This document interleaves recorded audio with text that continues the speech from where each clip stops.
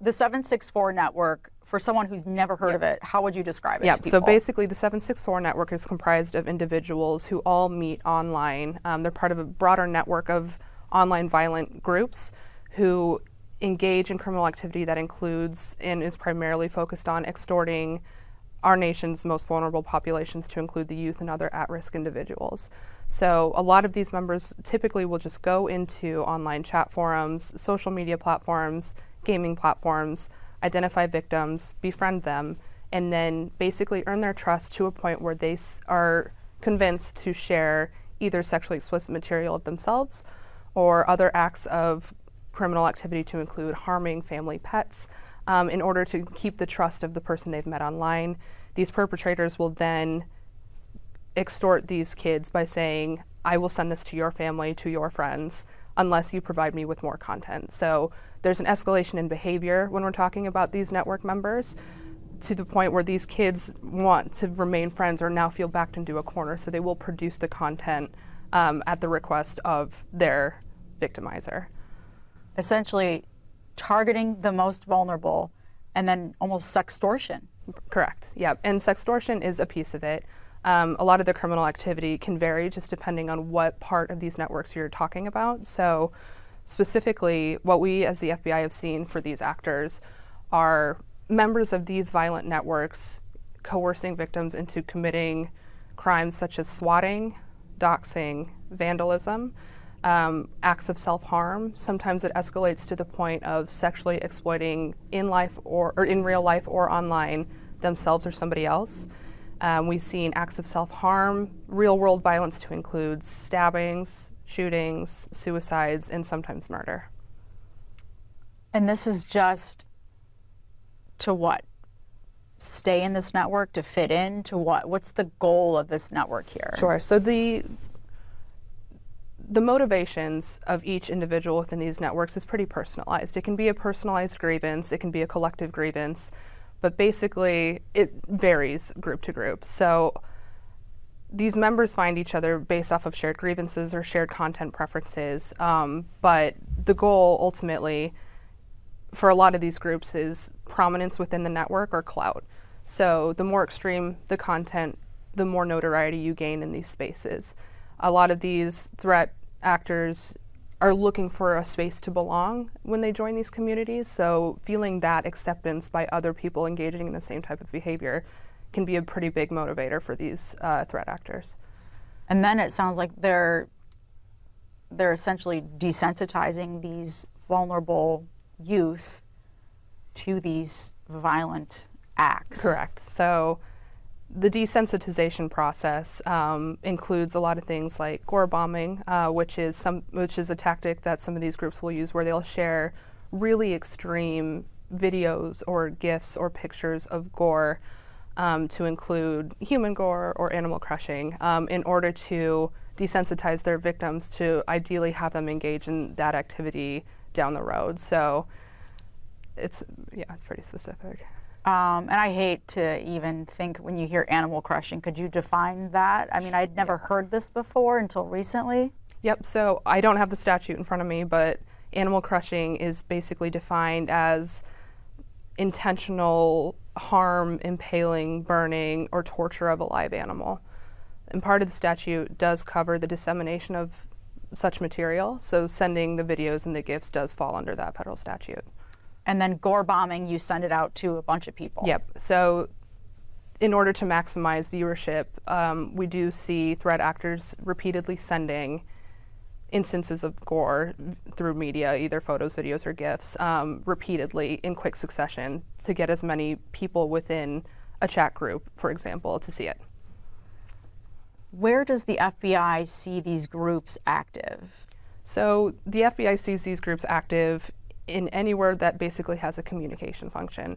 Most predominantly, these threat actors are kind of congregating where they think they can find victims, so spaces that younger populations are frequenting. So this includes social media platforms, this includes gaming platforms, online forums, and truly anything that has a chat function. What ages are we talking about? How young, how old, what ethnicities, what genders? So for the perpetrators of the violence themselves, They're typically males under the age of 25, but we have seen perpetrators of all ages, of all genders, of all socioeconomic backgrounds, of all ethnicities. There's a trend of the under 25, but it can be anybody. And in terms of victims, most often those victimized are underage females. But again, anybody can become a victim to these networks. And so we've seen adults, we've seen men, women, children, regardless of ethnicity, all over the world. There was the Richard Densmore case. Can you give us any specifics on that and how that case was so, I don't know, was it kind of a turning point? For Michigan, yeah, I think. For Michigan? Yeah, I think so. So Richard Densmore was one of the more active members of 764 back in the day. He was recently sentenced to 30 years in federal prison for sexual exploitation of a minor female. He had a pretty significant online presence, and his activity in the group definitely drew our attention to the problem here in Michigan specifically. What kinds of branches of the FBI are kind of involved with this, and how has it ramped up in the last few years? Sure. So these cases, as they relate to 764 and associated networks, are they're looked at on a case-by-case basis. So in instances where these threat actors are committing these acts to further a socio-political goal, they are being investigated through the counterterrorism lens here at the FBI. Not all members engage in this type of activity or join these groups with an ideology in mind and purely engage in this behavior for either sexual gratification, for notoriety, for a sense of belonging. And as such, those cases are typically investigated as criminal cases specifically. So it really is a case-by-case basis depending on the threat actor themselves. Okay. And like you said before, this isn't just a Michigan issue, a national issue. This is a global issue. How difficult is this to kind of tackle? Yep, so just given the nature of the internet and how global that is as a resource, we see this activity, both victims and subjects, across the world. And as such, we're in lockstep with our international partners in combating specifically this issue. We are constantly collaborating with them to identify and disrupt these networks, sharing information appropriately in order to make sure that these individuals are held legally responsible for the crimes that they are committing. And people always think, oh, it's just on the dark web. It's just on the dark web. That's not true. That is not true. This is on the very real internet that you have in your home. And it's not something that you necessarily need to search, but like you said, these are in apps and online forums that children use. Children use, correct. So these threat actors will basically infiltrate these spaces and pretend to befriend their children victims oftentimes. So in some cases we've seen them pretend to be like a similarly aged individual in order to gain the trust of their victim. Through the process, basically, they often, after gaining the trust of their victims, they will request photos and videos of these kids performing either sexually explicit acts or harm against family pets, basically to exert more control over these populations. These threat actors will then take these pictures and videos that have been provided by the victim and make them into compilations sometimes online, and then share those within their networks in order to gain that notoriety within their own networks. It's a very content-driven threat activity that we're talking about.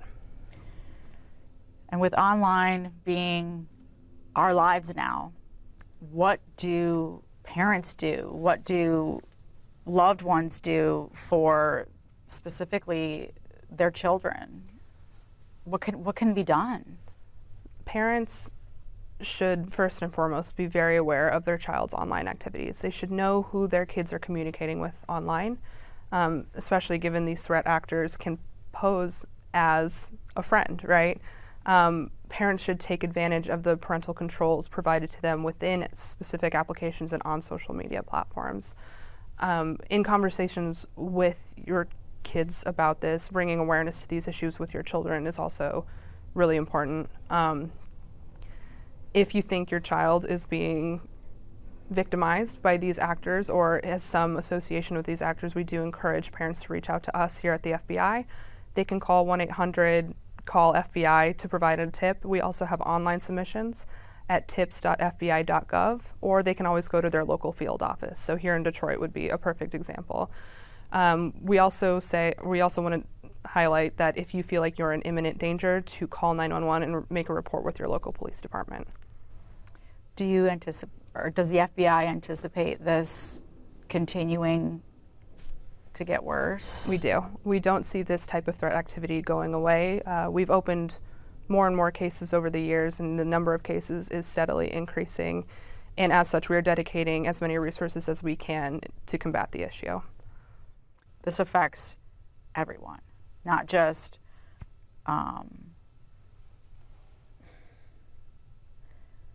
this could be your kid just likes to be on the computer and go and, no, I'm fine, I'm talking to my friend so-and-so, we're talking on this app and we're playing this game.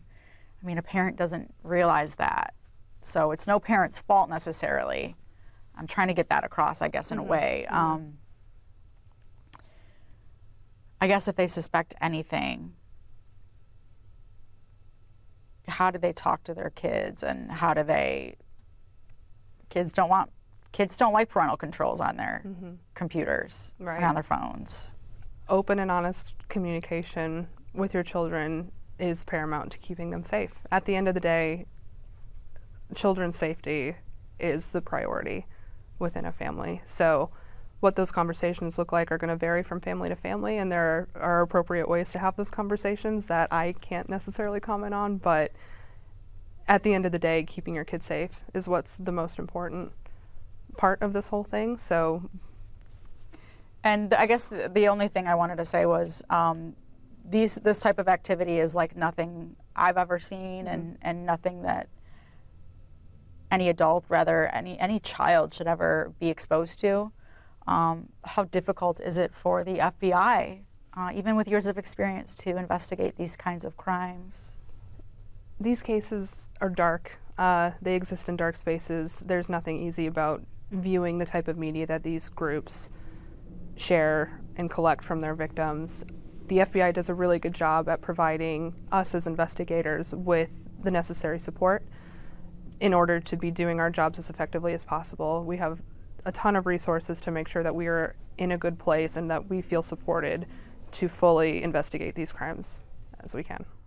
It almost sounds like the darkness, it almost motivates all of the FBI to go after these actors even more.